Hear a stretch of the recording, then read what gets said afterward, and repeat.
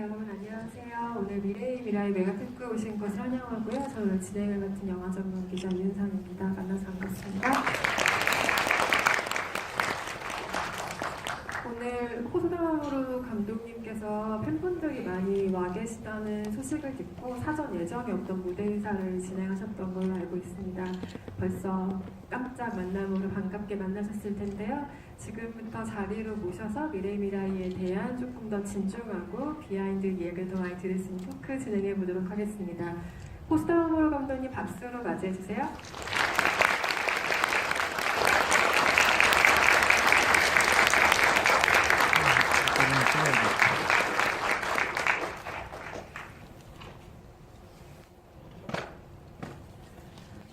네, 많은 분들 오셨습니다. 아까 무대 인사로 인사를 진행해 주시긴 하셨지만 지금 영화를 이제 막 보고 아직 영화의 여운에 젖어 계신 관객들에게 또 인사 한 말씀 해주시죠. そうですね、本当に最後まで見てくれてどうもありがとう。これからちょっとね、D さんと一緒に未来の話をできればと思います。 영화를 마지막까지 이렇게 잘 봐주셔서 감사하게 생각을 합니다. 이제부터 이은선 저널리스트님과 함께 미래에 대해서 이야기를 좀 해봤으면 좋겠습니다. 네, 이따가 관객 질문 타임도 당연히 드리는 거 알고 계시죠? 질문 생각하실 동안 제가 앞에서 감독님과 함께 간략하게 대화 나누고 관객석으로도 마이크를 넘겨드리겠습니다. 그리고 오늘 가장 중요한 통역을 담당해 주실 분은 강민아 통역가님이십니다. 큰 박수 부탁드립니다. 많이들 알고 오셨겠지만 미라이 같은 경우는 감독님의 개인적인 사연에서 출발한 영화이기도 합니다. 감독님의 가족사가 담긴 영화라고 해도 과언이 아닌데요. 하지만 보셔서 아시겠지만 4살짜리가 굉장히 미운 구석이 많잖아요. 우리가 괜히 미운 4살 뭐 이렇게 얘기하는 게 아니잖아요. 너무 짜증나는 것도 많고 사랑받고 싶은 마음도 많으니까 본의 아니게 떼쟁이가 되는 주인공 쿤짱이 주인공인데요. 좀 이렇게 사랑받길 원하고 좀 자주 우는 아이가 주인공인 게 연출가로서는 좀 핸디캡인 점이 있지 않았을까라는 생각이 들어요. 4살짜리가 주인공이기 때문에 좀 가장 어려웠던 점 어떤 것들이 있는지 한번 들어보겠습니다. でもまさに本当にそうだよね。つまりよく映画に出てくる子供ってさ、すごい大人が好きな子供っていうかさ、気枠が良くて可愛らしくてっていう子供がよく出てくるでしょ。でもそういうのってあんまり子供の本質を描いているように僕は思わないんですよね。 정말 그렇습니다. 사실 일반적인 영화에서는 어른들이 좋아하는 어린이의 모습이 많이 나옵니다. 말을 잘 듣고요. 굉장히 귀엽고 예쁜 짓을 많이 하지요. 하지만 저는 그것은 어린아이의 본질이 아니라고 생각하고 있습니다. やっぱり子供の魅力ってもっとなんてだろうな、本当にもう付き合っててうんざりしてもういい加減にしろと言いたくなる寸前のところまで来て、でもやっぱり子供が見てるこの世界っていうのはどんな風なんだろうって興味を持ってみるっていうか、なんかちょっと僕もね、日常的に親として子供に接してて分かんないことも結構あるんだよね。でもそういうのも含めて子供の魅力なんだというふうに思って、そういうものを表現する映画にしようっていう都合のいい子供は描かなくて、もっと面倒くさいところも含めてそういう子供を描きたい。 예, 그런 면이 사실 아이들의 매력이라고 할 수도 있는데요. 어른 입장에서는 굉장히 짜증도 나고 질리게 하는 순간도 있고 그만하라고 소리를 지르기 직전까지 가는 경우도 있습니다. 그럼에도 불구하고 저는 아이의 세계에 대해서 흥미를 갖게 되었고요. 나도 일상 속에서 부모로서 아이들과 접하면서 느끼게 된 것은 나도 모르는 것이 정말 많다는 점이었습니다. 그리고 그러한 모든 모습이 아이들의 매력이고 그 매력을 표현하고 싶었고, 단순히 착하고 말 잘 듣는 아이가 아니라 단순히 귀엽기만 한 것이 아니라 아이가 가진 모든 모습을 영화 속에 담고 싶었습니다. 그런 모습은 스토리나 대사로서 영화에 잘 담겨있다고 생각하고요. 아까 잠깐 감독님 얘기를 들어보니까, 말씀을 들어보니까 그 아이들의 피부 표현 같은 걸 굉장히 신경을 써서 하신 작화라고 들었습니다. 영화 다시 한번 그 점을 유념해서 보시면 조금 더 즐거운 감상이 되지 않을까 싶고요. 어떤 아버지세요? 라는 질문을 굉장히 많이 받으셨어요. 이 영화를 통해서. 그때마다 하셨던 대답이 있습니다. 이 영화 속 쿤짱과 미라이의 아버지처럼 조금 서툴지만 열심히 하려는 아버지이다 라고 말씀하셨는데요. 그러면 어린 시절은 어땠을지 역으로 한번 질문을 드려보도록 하겠습니다. 그러니까 쿤짱 정도의 아이였을 때 감독님은 과연 어떤 아이였을까? 아마 상상력이 풍부한 아이가 아니었을까? 그래서 많이 혼인한 아이가 아니었을까라는 생각이 들긴 하지만 어떤 아이, 어떤 어린 시절 겪으셨는지 한번 들려주세요. あのね、これね、本当思うのが、この自分がやっぱり小さい子供と過ごしてるとね、自分の子供時代のことをボロボロ思い出すんですよ。4歳や5歳のことって普段忘れてるんですよね。全然、ね、覚えてないでしょ。覚えてないと思ってもう忘れちゃったと思うんだけど、実は覚えててさ、やっぱりなんかきっかけがあれば思い出すみたいな。で、自分が子供の頃はね、こんなくんちゃんみたいな感じじゃなくて、おそらくもっとすごくおとなしくて泣き虫なね、子供だったと思う。親が多分こんなにうちの子は泣き虫で大丈夫だろうかっていう心配するような子供だったと思うんですよね。っていうようなことをなんかやっぱり思い出してきますね。 예, 정말 저는 어린 시절에 원래는 저는 저에 대해서 어린 시절을 다 잊고 있었다고 생각했는데 아이를 키우게 되면서 나의 어린 시절이 점점 더 많이 기억이 나게 되었습니다. 여러분들도 아마 4살이나 5살 때의 기억은 다 잊었다고 생각하고 계시겠지만 실제로 어떠한 계기가 있으면 그때의 기억들이 다시 떠오르게 됩니다. 저는 어릴 때는 쿤짱 같은 성격은 아니었고요. 굉장히 조용하면서도 많이 울었습니다. 그래서 부모님이 이렇게 울보인 아이라서 어떻게 하면 좋을까라고 걱정을 하셨던 기억이 있는데 그러한 것들이 이번에 아이를 키우면서 다시 새로이 떠올랐습니다. だからね、すごいものすごい内気でね、なんか人の前でこうやって喋るのも全然できないようなそんな子供だったんですよね。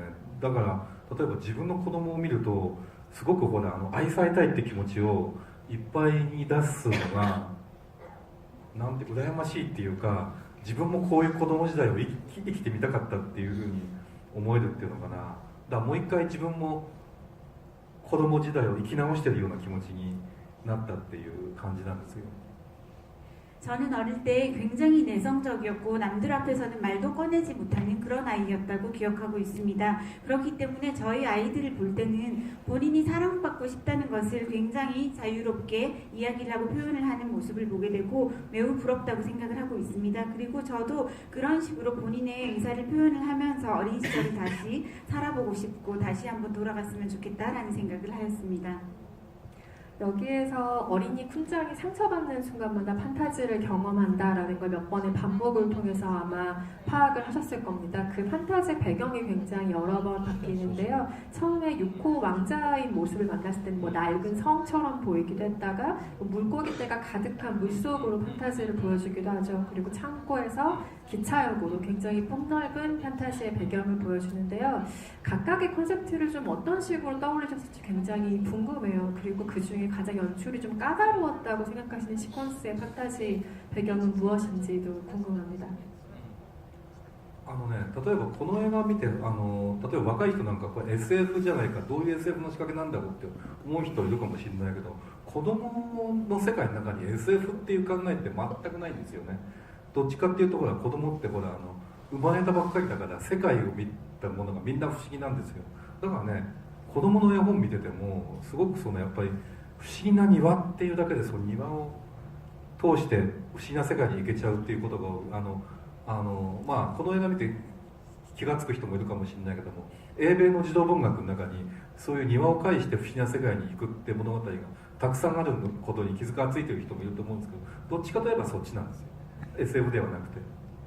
이 영화를 보신 젊은 분들 중에서는 이 영화 SF 아니야 이런 식으로 말씀하시는 분들도 계신데 사실은 아이들의 세계 안에는 SF라는 의식이나 생각 자체가 전혀 없습니다. 아이들은 세상에 태어난 지 얼마 되지 않았기 때문에 온 세상의 모든 것들이 다 신기한 것들이죠. 그리고 아이들이 보는 동화책, 그림책을 보게 되면 매우 신비로운 정원이 나오고 그 정원을 통해서 새로운 세상으로 연결되는 그러한 이야기가 아주 많이 나옵니다. 특히 영미 쪽의 아동문학을 보게 되면요, 여러분들도 혹시 그러한 책을 읽은 기억이 있으실지도 모르겠지만 정원을 통해서 새로운 어떤 것을 발견하게 되는 그러한 이야기가 아주 많이 있습니다. 그래서 아마도 이 쿤장의 집의 정원이 가운데 놓인 구조를 생각하시지 않았을까 싶은데요. 처음에는 이 집들이 가득한 어촌마을을 배경으로 하는 것 같이 카메라가 비추다가 점점 쿤장의 집으로 좁혀서 들어가잖아요. 그래서 저는 이 어촌마을이라는 배경이 굉장히 중요할까라고 생각했는데 그건 생각보다 중요하지 않더라고요. 다만 그 안에 있는 정원의 역할 같은 것들이 굉장히 궁금한데요. 구조가 굉장히 독특한 집이잖아요. 구조를 굉장히 여러 가지로 생각을 하셨을 것 같아요. 뭐 전통 가옥을 생각하셨을 수도 있고 아니면 조금 더 어촌마을에 가까운 형식을 구상하셨을 수도 있을 것 같고요. 하지만 지금과 같이 집 안에 좀 단층이 있는 구조로서 가운데 정원이 있는 구조로서 쿤장의 집을 설계하신 이유는 무엇인지 한번 들어보겠습니다. これはね、よく本当にこの映画でこんな変な家面白いですねってことはよく聞かれますね。ヨーロッパでもアジアでもいろんなところに聞かれてこういう家が日本にあるのかって言われるけど、だけどね、これはやっぱりもっと象徴的な意味っていうものが多いと思います。やっぱりその子供って家の中が世界の全てだけど、その中でやっぱりこうまさにステップアップするっていう意味でこういう階段状の構造になっているとか階段状にすることによって家の中全部を見渡せる、つまり世界を全部見渡せるっていうそういう意味合いを持ってそういうこう映画の象徴的な意味合いがあってああいう映画の構造家の構造になってるんですね。 네, 이 영화를 보시고 이렇게 이상한 집이 정말 재미있다라는 말씀들을 유럽에서도 많이 들었고요. 아시아 각국을 돌면서도 많은 이야기를 들었고 일본에 진짜 이런 구조의 집이 있냐라고 묻는 분들도 많이 있었습니다. 그런데 이 영화 속에서의 집의 구조는 매우 상징적인 의미가 큽니다. 어린아이에게는 집 안이 온 세상이고 세상의 전부라고 이야기할 수 있습니다. 그렇기 때문에 아이가 자라나가는 이 세계인 집 안이 약간 스텝업을 한다는 의미에서 계단의 형태로 만들어져 있고요. 계단의 형태로 만들었을 때 좋은 점은 집 전체를 내려다볼 수 있는 구조가 되고 그것은 바로 온 세상을 내려다볼 수 있는 그러한 의미를 가질 수 있기 때문에 그러한 상징적인 의미를 담아서 이 집의 구조를 고안했습니다.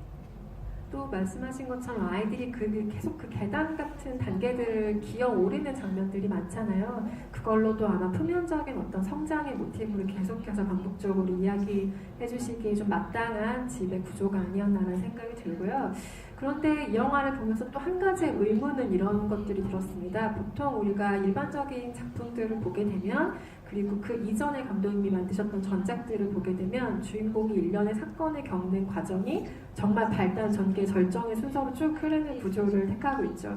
하지만 이 영화는 좀 다른 구조입니다. 에피소드를 좀 반복적으로 나열하고 한 번씩 클라이맥스를 경험하는 좀 클라이맥스가 분절되어 있는 구조를 가지고 있죠. 이 같은 방식이 관객들의 집중을 유도할 수도 있지만 반면으로 좀 분산되는 효과를 가져올 수도 있다고 생각하거든요. 이 같은 방식을 택하시는 것에는 어떤 효과를 기대하셨는지 한번 여쭤보겠습니다. これね、そうそう、今まではね3幕構成で作ってるんですよ。映画の基本って3幕構成ってあるんだけど、こういうのはね冒険物語に適してるんですよ。だけども今回はね3幕構成じゃなくて5幕構成なんですね。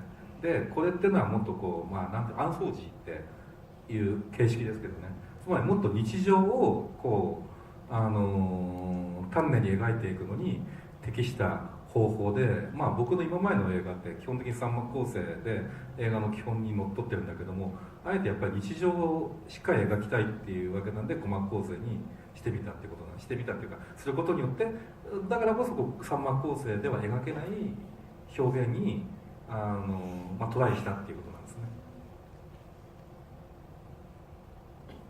네, 지금까지 만들었던 영화는 모두 3막 구성으로 되어 있었습니다. 3막 구성은 영화를 만드는 데 있어서의 기본이라고 할 수 있는데요. 모험을 다루는 이야기의 가장 적절한 구성이라고 이야기할 수 있습니다. 그런데 일상을 그려나가는 데 있어서는 5막 구성이 가장 적절하다고 다들 이야기를 하시고요. 이번에는 일상을 위주로 이야기를 풀어나갔기 때문에 지금껏 해왔던 3막 구성을 버리고 일상을 보다 잘 보여주기 위한 5막 구성으로 하였습니다. 그렇기 때문에 이번에 이런 구성을 함으로써 3막 구성으로 영화를 만들었을 때는 그려내지 못했던 새로운 표현에 도전을 했다고 말씀드릴 수 있습니다.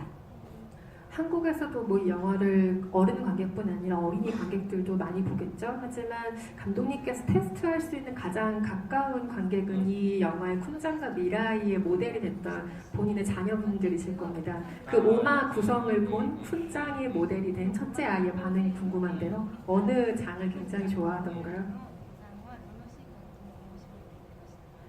そうですね、まあでもどれも面白かったみたいですよ。やっぱり最初の犬のってゆっこのシーンもそうですし、バイクのシーンもそうですし、駅のシーンもそうですし、まあでもどれもまあだからそういう意味では5つの話があるっていうふうなことがさえ理解できれば割と結構それぞれがどれが自分は良かったみたいな話が結構まあみんなばらけてるのが面白いですよね。 저희 아이는 다 재미있게 본 것 같습니다. 처음에 나오는 6호의 장면도 좋아했던 것 같고요. 자전거 장면, 그리고 여기 나오는 장면도 굉장히 좋아했습니다. 그런 의미에서는 이게 5개의 이야기로 구성되어 있다는 것을 이해하게 되면 각각의 이야기들을 별도로 따로따로 좋아할 수 있는 것 같습니다.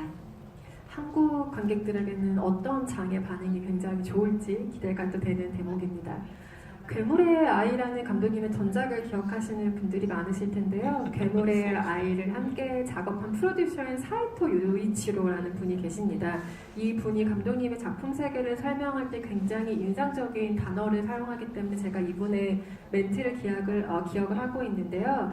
호스타마모로 감독 작품의 가장 중요한 특징은 비약이다 라는 말을 하신 적이 있어요. 아마 이걸 한국어로 조금 더 가깝게 하면 축약에 좀 가까운 의미가 아닐까 싶은데 플롯에서 각본을 만들고 다시 콘티를 만들고 작화를 만드는 쪽 애니메이션 단계를 거치잖아요. 그런데 그때마다 호스타마모로 감독은 단계마다 생각한 것들을 계속 줄여나가고 쳐내면서 작품의 밀도를 계속해서 높여가는 방식을 택한다는 말을 한 적이 있습니다.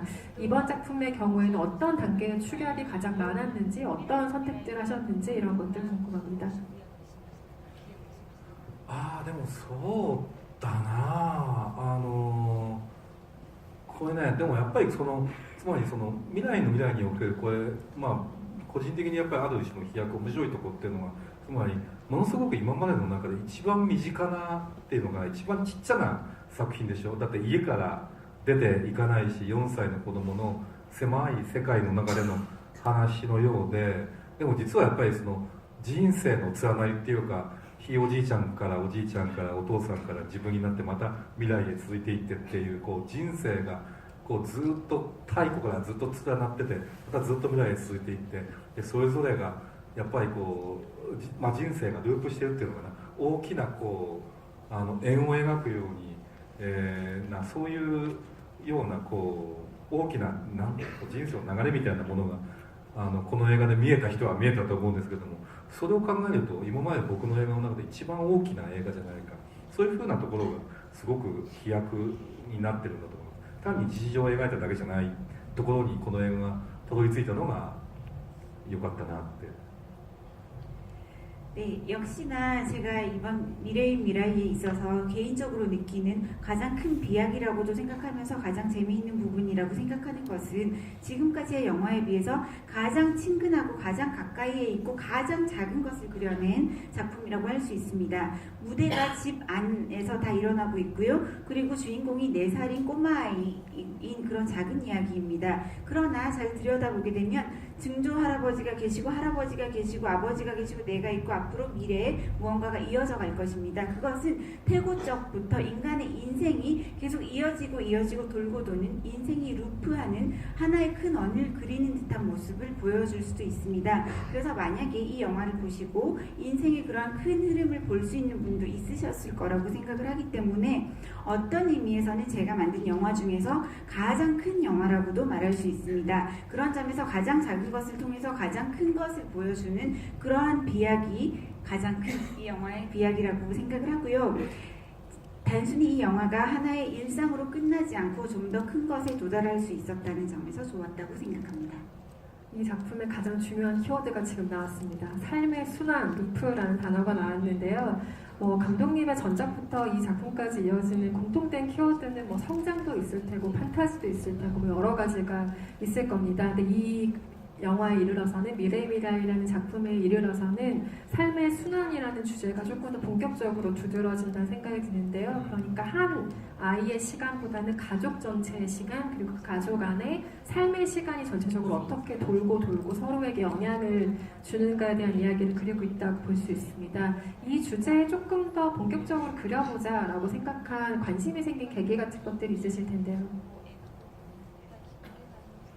これはね、だからやっぱりこの子供と一緒に過ごしてるっていうその時間がそういうこうテーマをね、そういう大きなテーマまで導いてくれたんだと思います。つまりやっぱりその最初やっぱりその子供にと一緒にこう過ごす時間っていうのはどんな意味があるんだろう。つまり自分の子供時代と今目の前にいる自分の子供の時間っていうのはどれだけ違うんだろう、どれだけまた同じなんだろうってことを考えてる間にどんどんやっぱり考え方が考えるっていうのかな、すごく自分自身も5歳に戻ったりとかして、そうすると自分の今の考えっていうのは自分の親も思ってたのかもしれない。親の親が親を育てる時に親の親もそう思ったかもしれない。親の親の親もそう思ったかもしれないね。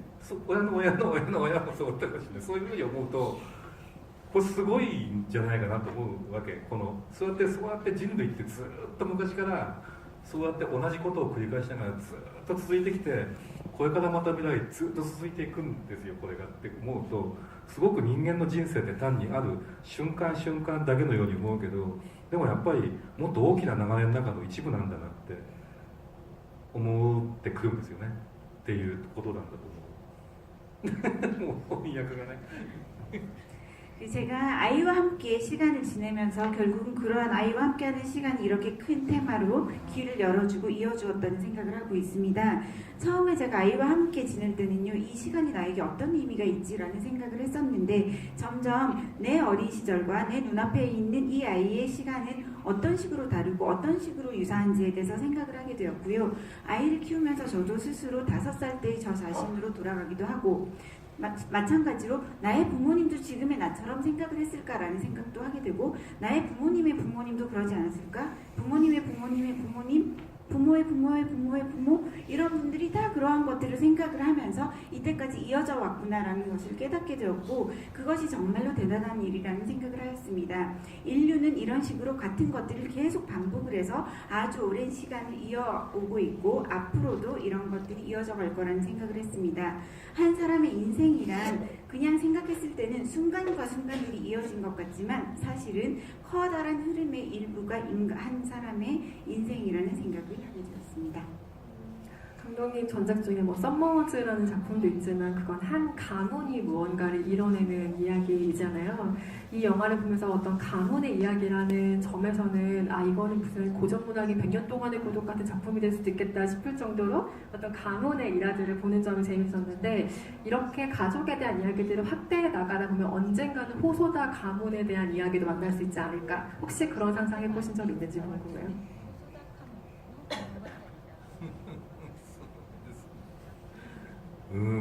そうですね、どうなんでしょうね。先生は分かるかよ。まあ、でもまあ本当一本一本なんか本当にこうなんかそのなんかやっぱりインスピレーションを受けてなんかその身近なものからなんかもっとそこの隠された大きな意味みたいなものを探り当てられたらいいなと思いますけど。 잘 모르겠지만 아마 한 편 한 편 이렇게 영화를 만들어가면서 영감을 굉장히 가까운 곳에서 많이 받고 있기 때문에 일상 속에서 가까운 곳에서 숨겨진 커다란 의미를 찾아 나갈 수 있으면 좋겠다고 생각을 합니다. 네, 감독님의 전작 중에 늑대아이와 괴물의 아이를 특별히 좋아하시는 관객분이 이 자리에 계시다면 그 영화들이 정말 따뜻하게 부모의 성장, 어른의 성장 역시 이야기하고 있는 작품이라는 걸 아셨을 겁니다. 이미 파악하셨을 텐데요. 이 영화 역시 뭐 푼짱과 미라이의 성장도 있지만 부모가 된다는 것의 성장을 또 이야기하고 있는 영화이기도 하잖아요. 이전의 작품들을 만들 때 이를테면 늑대아이에서 처음으로 그 가족의 성장을 이야기하셨을 때와 비교하면 가족이 된다, 가족, 이런 가치관에 대한 생각의 변화는 어떻게 오셨는지, 미래에 이르러 생각되는 조금의 달라진 점 같은 것들은 무엇인지 한번 여쭤볼게요. そうだね、狼子供を作る前にまさかね、自分の母親の映画を作るなんて思ってもなかったですよね。でもやっぱりちょうどね母が亡くなった時だったのですごく親不幸な自分としてはね、自分が母親にどう育てられたかってことをなんかね考えざるを得ないっていうか、考えなきゃ済まないような気持ちになって、そこからこの「狼子供」っていう映画ができたんですけど、だからやっぱりこう最初はね全然こう家族を描きたいとかね、そういうふうに思ってないんですよ。全然そういう映画監督になるつもりじゃなかったんですけど、家族をモチーフにした映画を作るような監督になるつもりじゃなかったのにこういうふうになるっていうのは、でもやっぱり今この現代っていうのが家族っていうものに対して問題意識をより昔よりも強く持ってる時代だから、なぜならば家族ってものがどんどん今すごく変化して変わっていくその途中の時代だからだと思うんですよね。だから作る必要があるんだと思う。 제가 늑대 아이를 만들기 전에는 설마 내가 내 어머니에 대한 영화를 만들게 될 것이라고는 상상도 하지 못했습니다. 그런데 마침 그때 어머님이 돌아가신 이후였고요. 매우 불효자였던 저는 어머니가 나를 어떻게 키우셨을까라는 생각을 해야만 한다고 생각을 했고, 하지 않으면 매우 죄송하다는 생각을 하게 되었습니다. 그래서 늑대 아이를 만들게 되었는데요. 사실 처음에는 제가 가족을 모티브로 영화를 만드는 감독이 될 거라고는 단 한 번도 생각한 적이 없었습니다. 하지만 지금 현대에 들어서는 더욱더 가족을 그려낼 의미가 있는 것이, 현대에는 가족에 대한 문제의식이 굉장히 많이 강해져 있고요. 가족의 형태가 굉장히 다양하게 변하고 있고 변해가는 그 도중의 단계에 있기 때문에 가족을 영화로 그려내는 것이 필요하다고 느끼고 있습니다. 네, 앞으로도 수다 감독님이 그려내는 가족에 대한 이야기들 기대가 되고요. 마지막으로 제가 한 가지만 질문 드리고 관객석으로 마이크를 넘겨드리도록 하겠습니다. 감독의 초기 작품이 굉장히 많은 사랑을 받았어요. 물론 미래의 미라에도 큰 사랑을 받을 작품일 테지만 예를 들면 시간을 달리는 소녀와 늑대아이 같은 경우는 정말 세계적으로 큰 성공을 거둔 작품들이죠. 초기작에 그렇게 큰 성공작이 있다면 이 다음 작을 낼 때 두려운 게 인간의 마음일 것 같습니다. 그 성공을 못하면 어떡하나, 내가 만든 다음 작품이 좀 사랑을 덜 받으면 어떡하나 하는 두려움을 작업할 때마다 어떻게 극복하시는 편이십니까? でもね、それ毎回聞かれますよ。毎回なんかこう聞かれるんだけど、でもまあそれをもしも心配して作ったらそれこそ失敗すると思うんで、そうじゃなくてもっとなんだろうな、意味のあることって言ったらいいのかな、なんつうのかな、こう僕にとっての成功か失敗かって商業的な意味合いというよりはむしろ表現としてつまらないかつまらなくないかとか、新しいか新しくないかとか、価値があるかないかとかっていう方が重要だと思うんで、作品、まあ僕監督って立場ですからね、プロデューサーというよりは、だからそういった意味でこうやっぱり価値のある意味のある作品っていうのができればまあいいかなと思いますけどね。まあそれが皆さんと共有できたらいいと思うんですよね。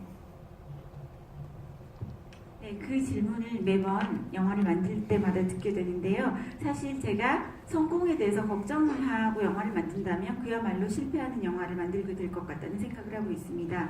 대신에 제가 늘 생각하는 것은 어떻게 하면 의미가 있는 작품을 만들 수 있는가인데요. 그것이 상업적인 의미에서의 성공이 아니라 제가 생각하는 성공과 실패는 영화 감독으로서 표현을 함에 있어서 재미가 있는지 없는지, 신선한지 새로운지, 가치가 있는지 어떤지를 중시하게 됩니다. 그것이 저에게는 중요한 의미라고 할 수 있고요. 저는 프로듀서가 아니고 감독이기 때문에 보다 가치 있고 의미 있는 작품을 만들 수 있으면 된다라고 생각을 하고 있고, 나아가서 그러한 것들이 관객과 공유할 수 있게 된다면 그것이 가장 좋은 일이라고 생각합니다. 그 생각 끝에 만든 작품이 미래의 미라이라는 작품이 돼서 이후의 작품들에 대해서 기대를 많이 하고 있겠습니다. 관객 질문을 받아볼 텐데요. 몇 가지 유의사항을 먼저 말씀드리겠습니다. 굉장히 많은 관객분들이 계시기 때문에요. 죄송하지만 질문은 되도록 한 개로 부탁드리고요. 반드시 한국어 질문으로 부탁을 드리겠습니다. 그리고 정확한 마이크 전달을 위해서 뭐 입고 계신 의상의 색깔이라던가 이런 것들로 지목을 할 수 있다는 점 미리 양해 부탁드릴게요. 첫 번째 질문을 받아볼 텐데요. 저희가 초반 세 분에게는 굉장히 특별한 선물을 드릴 것이기 때문에 호시다나무로 감독님이 직접 지목해 주시는 편이 좋겠습니다. 어느 분의 질문을 받을까요? これリーさん選んでください本当にじゃあそうだなこの列の一番後ろで手を挙げてる男の人ちょっと見えづらいけどそこの今手を挙げてる一番後ろのいる 제일 뒤에 계신 분 一番後ろの人から今そうそう今そう人彼振り返ったいや振り返る 모자 쓰시는 분입니다. 아유, 감사합니다. 저기 영화 너무 재밌게 봤고요. 그 아름다운 영화라서 너무 감사합니다. 저기 한 가지 여쭤보고 싶은 게 있었는데요. 그 요코하마 맞죠? 요코하마를 무대로 택하신 이유가 있는지 그리고 거기가 이제 전쟁 때 엄청난 폭격을 받은 대로 알고 있는데요. 어떤 특별한 의미를 담고 그 장소를 고르셨는지 여쭤보고 싶습니다. ですね、この映画の、出来事って僕の奥さんの家族で起こった出来事を描いていることが多いんですよ。ですから実は僕の奥さんの、おじいちゃんが戦争の時にそのゼロ戦のね戦闘機のエンジンを作ってたんですけどそれが作ってた場所が横浜なんですだから横浜なんですよね 이 영화에 나오는 사건들의 대부분은 저의 실제 아내의 가족들이 이제까지 경험을 했던 부분들이 많이 들어가 있습니다. 그래서 제 아내의 할아버지께서 전쟁 때 실제로 제로선이라고 하는 전투기의 엔진을 만드셨는데 그 장소가 요코하마였기 때문에 이 영화의 배경이 요코하마가 되었습니다. 네, 첫 번째 질문 감사드립니다. 여기가 더욱 뜨거워졌습니다. 두 번째 질문 짤을 골라드려야 할 텐데요. 네, 감독님께서 저에게 공을 넘기셨기 때문에 어쩔 수 없이 제가 리스 앉아 해야 되겠네요. 그러면 어떡하죠? 마이크의 원활한 이동을 위해서 이쪽 줄에 그 뒤에서 한 세 번째쯤에 계신 검정색 옷 입으신 관객분이요? 네. 지금 뒤 돌아보신 관객분. 네. 아니요. 죄송합니다. 어떡하지? 그 앞쪽에 계신 분이에요. 앞쪽이요. 네, 안경 끼신 관객분이요. 네. 마이크 쥐었다 뺏기신 분 어떡하죠? 너무 죄송합니다. 많은 문양들이 이런 동그라미 문양에서 뻗어가는 문양을 많이 갖고 있더라고요. 한 예로 방금 전에 미라이에서도 가게도가 그랬었고 그리고 썸머 워즈인가요? 그때도 흰색 배경에서 뻗어나가는 느낌이 많았고 김물의 아이에서도 그 늑대라고 해야 되나요? 그 대장의 등 무늬가 그랬었던 걸로 기억을 하고 있어요. 그런 동그라미 느낌에서 이 발산하는 느낌이 무슨 의미가 있는 건지 그게 항상 보면서 궁금했었던 점 중 하나라서 성들어서 질문 드렸습니다. 감사합니다.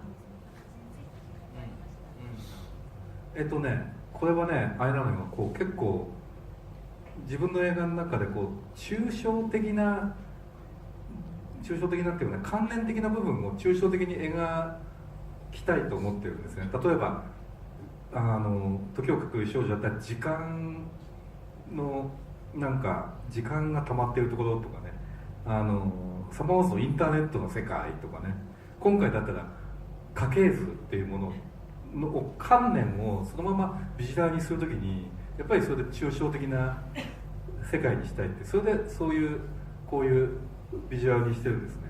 いかに抽象的に表現できるかっていう観念そういう意味です。 제가 매번 작품을 만들 때마다 관념적인 부분을 어떻게 영상적으로 그리느냐에 있어서 매우 추상적인 표현을 하게 되는데 그 부분을 말씀하시는 것 같습니다.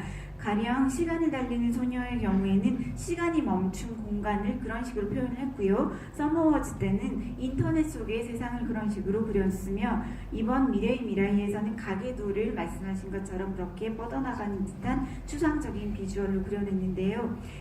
제가 생각하는 것은 추상적인 세계를 눈에 보이게 만들 때 그러한 문양이 나오는 것 같습니다. 네, 관객들이 감독님의 전작을 많이 보신 분들이기 때문에 아마 관련된 질문들이 나오는 것 같고요. 그 다음 세 번째 질문을 받아보도록 하겠습니다. 맨 앞줄에 한번 드려볼까요? 맨 앞줄 사수하느라 아마 다들 고생하셨을 것 같은데, 네, 마이크가 조금 내려오는 시간이 걸릴 것 같고요. 5분이나 손을 드셔가지고 감독님 한 분만 골라주세요. 맨 앞줄에 계신 5분 가운데 어떤 분께 질문의 기회를 드릴까요? 白い子え 네, 영화 처음이나 잘 봤고요. 저는 특히나 연출적으로 인상 깊었던 게 마지막에 도쿄역에서 연출이 매우 인상 깊고 아름답고 멋졌다고 생각하거든요. 근데 그 주인공 푼짱이 그 도쿄역으로 가기 이전에 미래의 자기랑 만나잖아요. 근데 왜 하필 거기서 왜 미라이가 아니라 왜 본인을 만나는지 아니면 거기에 의미가 있는지 그 역 이름이 이소고였던 걸로 기억하는데 역 이름이나 그 연출에 대한 의미가 있을까 해서 여쭤보게 되었네요. これはねやっぱりそういう時空がごちゃ混ぜになってるところなのでっていう場所なので不思議な庭っていうのがねだからそういう中でいろんな人がすれ違うんだけど偶然自分自身にもすれ違ってでもそれを自分自身だと本人たちは気づいてないけど僕ら見てると明らかにあれが誰かは分かるわけだけどああいうことっていうのもあるんじゃないかというふうに思いますよね。これねなんかやっぱりほら例えばさあれじゃない僕ら普通に生きてても何か別の時間の自分自身が自分のことを注意したりたしなめたりねすることってないなんか昔のお前だってそんなこと言わなかっただろうとかね怒られたりとかもしくはひょっとしたら年上の自分がもしも今の自分を見たらもっと励ましてくれるんじゃないかとかいろんなそういうことを自分自身でも思うと思うんだけどそんな感じですよね。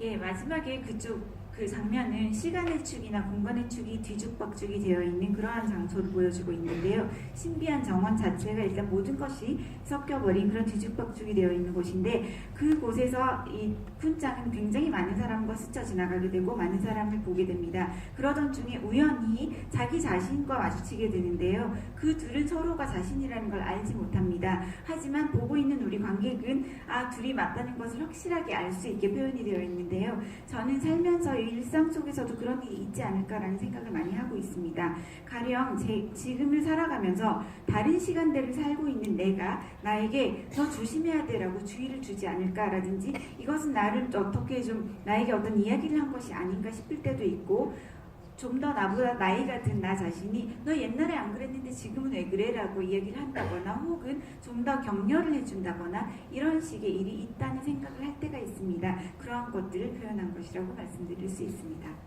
그 역을 택하신 데 특별한 이유가 없고요.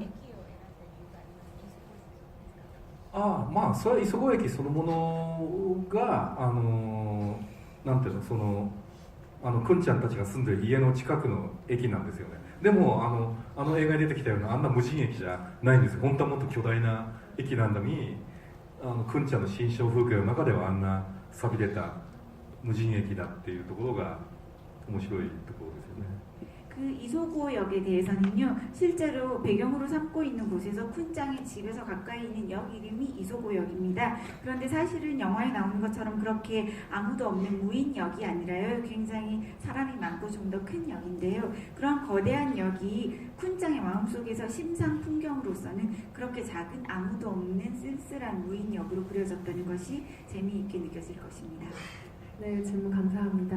앞서 질문해주신 세 분께는 감독님의 친필 사인 포스터를 드렸습니다. 하지만 저희에게 선물이 더 남아있습니다. 여러분 질문을 또 받아보도록 하겠습니다. 이쪽 사인의 질문을 저희가 하나도 안 받았죠? 이쪽 사이드에 계신 관객분들 중에 저기 와인색 옷 입고 계신 관객분 네, 손 높이 들고 계신 관객분 마이크 드릴게요. 일상과 가족 이야기에 초점을 맞추면서 새로운 도전을 하셨다고 했는데 그에 따른 어려운 점이 있으셨는지 궁금합니다. そうですねやっぱりね例えばやっぱり特に今回よく聞かれるのは昔ね、子供をどうやって表現するかなんですよね。それまでやっぱりさっきも言いましたけど、子供ってなんていうのかな、映画にとって都合のいい子供しか今まで描いてこなかったかもしれないけど、ちゃんと主人公として描くんだったらしっかりこう子供を描きたいっていう思ったんですね。こうやってこうやっぱりこう動きとか仕草、柔らかさとか髪の毛のね、細さとかね、そういうことも表現したいと思ってみんなでスケッチしたりとか、アニメーターがねそのモデルの子供を取り囲んでスケッチしたり抱っこしたりして、そうやってこう調べたりしましたし、すごくやっぱりこうさっきも言ったけど、映画の中で4歳児が主人公っていうね、映画って映画史上の中でないので、リアルなねカリカチャライズしたものはありますよ。でもそうじゃなくてリアルなものは、だからそれをどうやって主人公にするかっていうのはすごい苦労しました。その分新しい映画になったと思います。 네, 역시 자주 듣는 질문이긴 한데요. 다들 아이를 어떤 식으로 표현하려고 했는지에 대해서 많이 질문을 하고 있습니다. 이때까지의 영화에서는 굉장히 어른들이 보기에 편하고 표현하기 좋은 그런 아이들이 많이 있었는데요. 그렇기 때문에 더욱더 저는 아이가 주인공이기도 하고 제대로 된 아이의 모습을 그려내고 싶다고 생각을 하였습니다. 그래서 어린아이의 움직임이나 동작이나 피부의 부드러움이나 굉장히 가늘고 팔랑팔랑하는 머리카락 같은 그러한 것들을 생생하게 그려내고 싶었고요. 그래서 애니메이터들 앞에 모델이 되는 아이를 직접 데려다 놓고 많은 스케치를 하게 하였고, 또 실제로 애니메이터들이 아이를 안아보기도 하고 관찰을 하는 식으로 하여서 실감이 나는 아이의 모습을 그려내도록 하였습니다. 지금까지의 영화사에 있어서 아마도 4살의 아이를 이렇게 리얼하게 그려낸 주인공으로 그려낸 영화는 없었을 것이라고 생각합니다. 물론 그냥 대충 아이를 그려낸 영화는 있었겠지만 굉장히 리얼한 진짜 어린아이의 모습을 표현한 영화는 많이 없었을 것이고, 그런 의미에서 매우 어렵기도 했고 동시에 아주 신선한 영화가 되었다고 생각합니다. 네, 말씀하신 것처럼 4살 주인공인 게 가장 큰 도전이었겠죠. 네. そういえばね、映画史上初めてと言いながらね、例えば女の子で5歳っていうのはね、映画史の中で割とあるんですよね。例えば、ビクトリア一世ミツバチのささやきっていう映画があって、ミツバチのそのせいでっていう、ミツバチのささやきっていう映画があって、それは5歳の女の子が主人公だし、まあ隣のトトロのメイちゃんがもしも主人公だとすれば、メイちゃん5歳なんだって設定だから、女の子で5歳っていうのは結構あるんですね。で、男で4歳っていうのはなかなかないと。これは本当にツバチのさ、ビクトル・エリセっていう、ビクトル・エリセ、예. ご存知ですか？ 그런데 생각을 해보니까 영화사에 있어서 이렇게 어린아이를 그린 영화가 전혀 없었던 것은 아니고요. 여자아이가 5살인 경우에 주인공으로 그린 경우는 꽤 있었던 것 같습니다. 그 빅토르 에리고의 일본어의 제목이긴 한데요. 미츠바시의 수학기라는 것도 5살 여자아이가 주인공이고요. 그리고 이웃집 토토로 같은 경우도 주인공인 메이짱이 5살 여자아이입니다. 그래서 여자아이는 있었는데 남자아이의 이렇게 어린 모습을 주인공으로 그려낸 영화는 없었던 것 같습니다. 네, 다음 질문 또 받아볼까요? 손이 점점 더 많이 올라가는 것 같은데 어떡하면 좋죠? 덕지가 됐어요. 네, 이쪽에서 골라달라는 특별 요청이 있었습니다. 네, 이쪽에서 골라볼까요? 그러면 손 이렇게 흔들고 계신 맨 사이드에 계신 흰색 후드티 입으신 관객분께 마이크 전달해드릴게요. 그 옆에 계신 분이 너무 절망하시네요.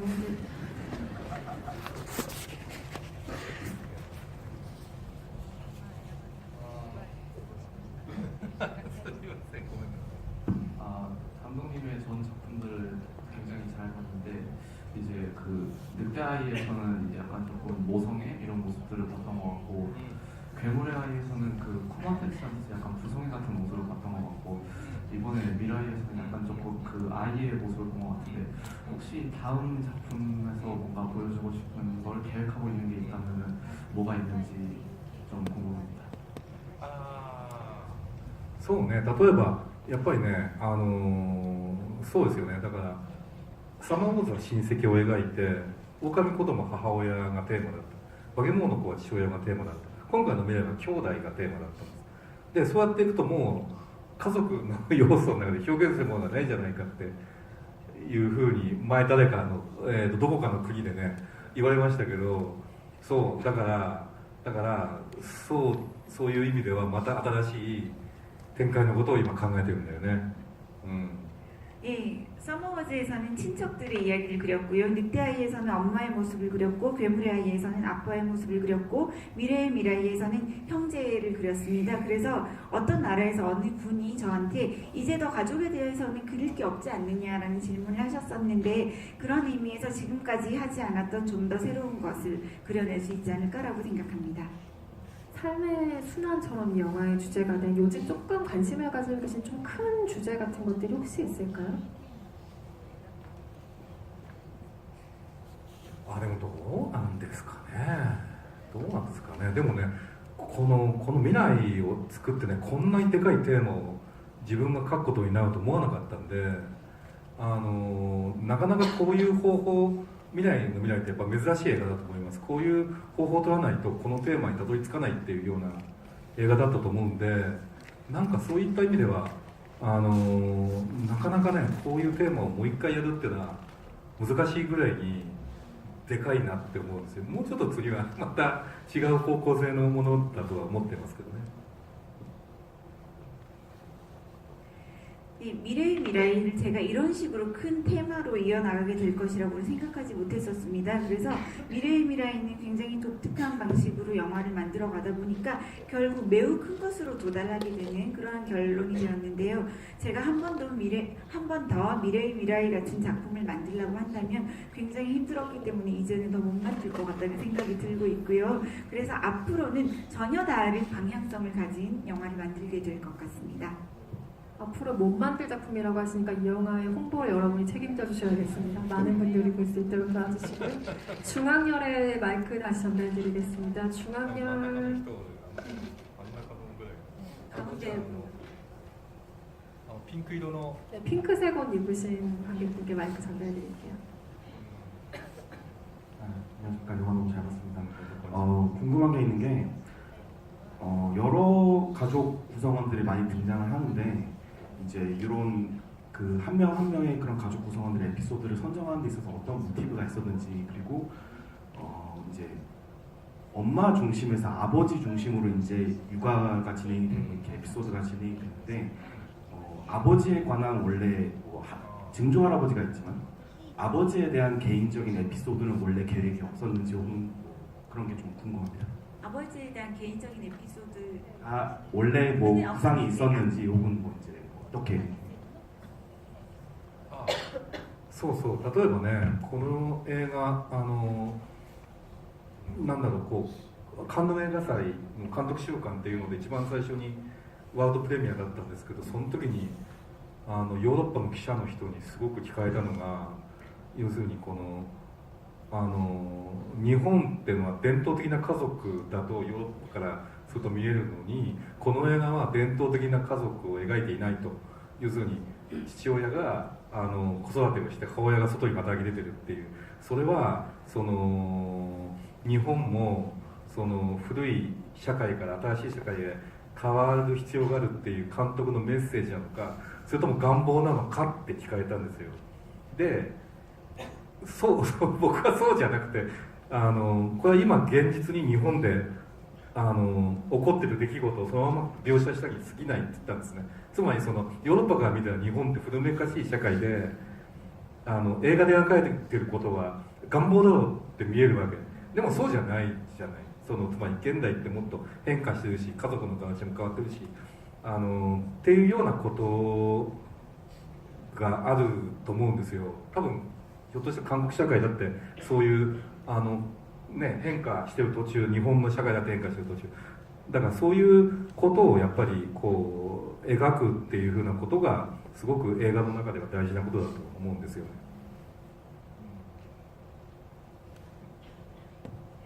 예, 제가 이 작품으로 올해 칸느 영화제 감독 주간으로 뽑혀서 월드 프리미어로 처음에 상영을 했었는데요. 그때 상영을 하고 나서 유럽의 기자분들이 많은 질문을 하셨습니다. 그 중에 한 분이 일본의 가족은 매우 전통적인 가족이라고 생각이 되는데 당신이 영화 속에서 그린 가족의 형태는 전통적인 가족이 아닌 것 같습니다. 아빠가 육아를 하고 엄마가 바깥일을 하는 모습을 보여주고 있는데요. 그것은 일본의 가족이나 형태가 전통사회에서 새로운 사회의 형태로 바뀌어야 한다는 감독으로서의 메시지를 그려낸 것입니까? 아니면 가지고 있는 간절한 바람을 그린 것입니까? 라는 질문을 받았었습니다. 그런데 사실은 저는 어떤 메시지를 주기 위한 것도 아니고 변화에 대한 어떤 바람이 있어서도 아니고 지금 현실을 일본에서 일어나고 있는 일을 묘사했을 뿐입니다. 사실 유럽 사람들의 눈으로 보면 일본이라는 곳은 굉장히 전통적이고 오래된 가치를 많이 추구하고 살고 있다고 생각을 하고 있을 것이고 그렇기 때문에 제가 영화 속에서 희망사항을 그려냈다고 많이들 생각을 하시더라고요.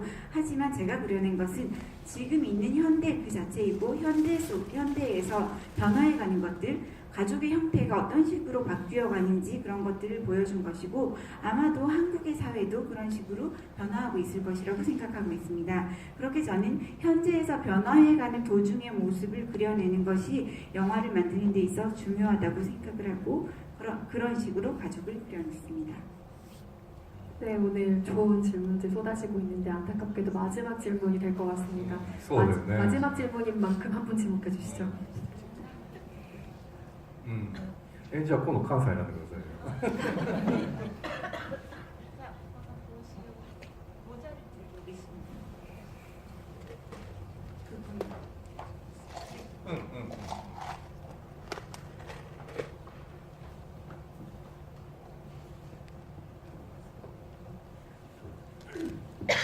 예, 좋은 작품들 되게 감사하게 잘 봤습니다. 저 마지막 영화의 그 마지막을 이제 장식해줬던 노래에 대해서 좀 궁금한 게 있는데요. 그 엔딩곡도 그 굉장히 중요한 역할을 한다고 생각하는데 그게 처음부터 이제 그 노래를 써야겠다고 생각하신 건지 아니면 이제 여러 후보들이 있는 상태에서 고르다 이제 딱 그 노래를 정하신 건지 그리고 이제 작품을 만드는 과정에서 초반부터 이제 이걸 써야겠다고 생각하셨는지 아니면은 마지막에 이제 작품을 다 보고 나서 마음에 드니까 어울리니까 이제 이 곡을 써야겠다 이런 식으로 이제 곡을 정하셨는지 좀 알려주시면 감사하겠습니다. この映画のこの歌を歌っている人は冒頭もそうだしエンディングもそうだし山下達郎っていう人なんですよ。でその人は、には曲をお願いして作ってもらったんですね。この内容こういう映画の内容ですって説明してその映画の内容に、合う曲を作ってほしいってお願いして、できました。でその時に一つ思ったのもやっぱり小さい子供が主人公なので子供のなんていうのかな気持ちを代弁するような曲にしてほしいっていうふうにお願いしたのを覚えています。すごくねそれがとってもだからそれをちゃんと音楽として表現達郎さんがしてくれてすごくぴったりな曲だと思うんですよね。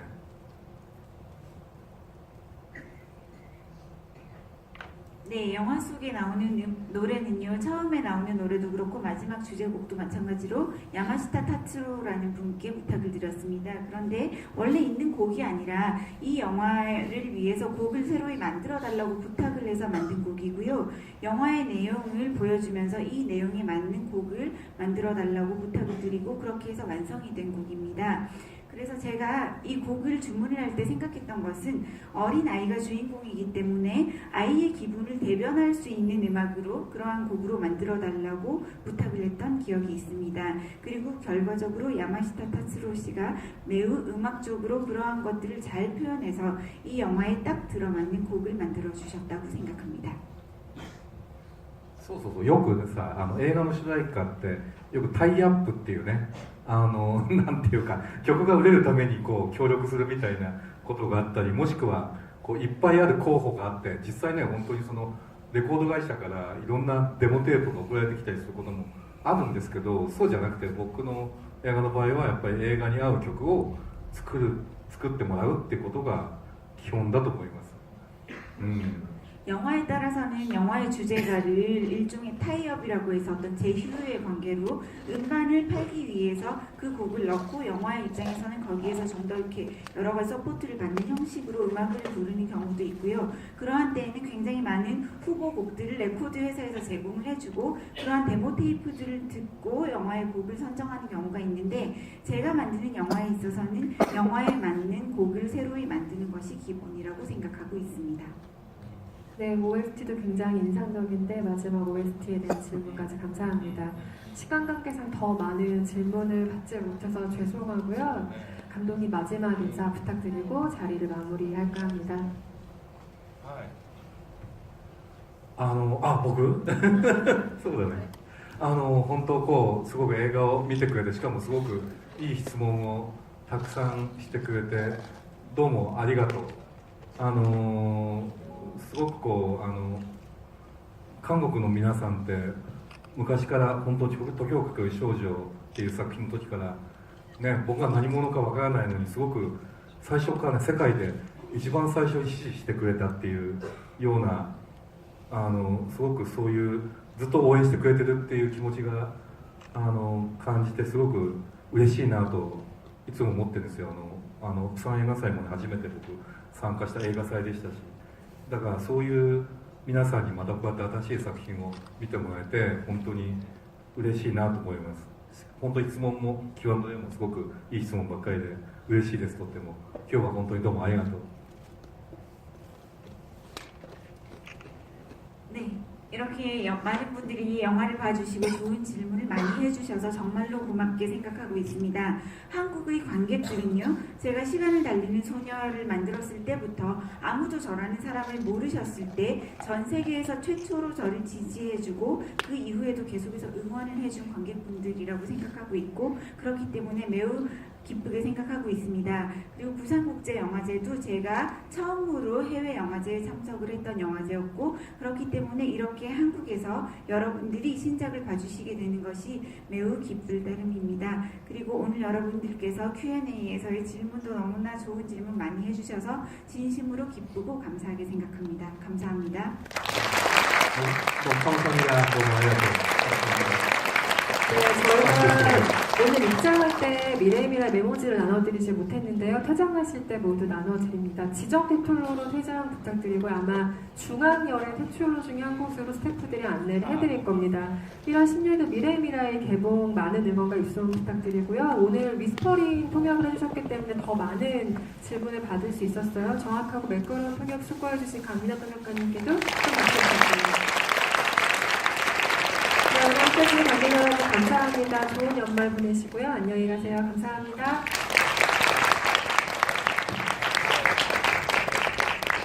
どうも皆さんありがとう。どうもありがとう。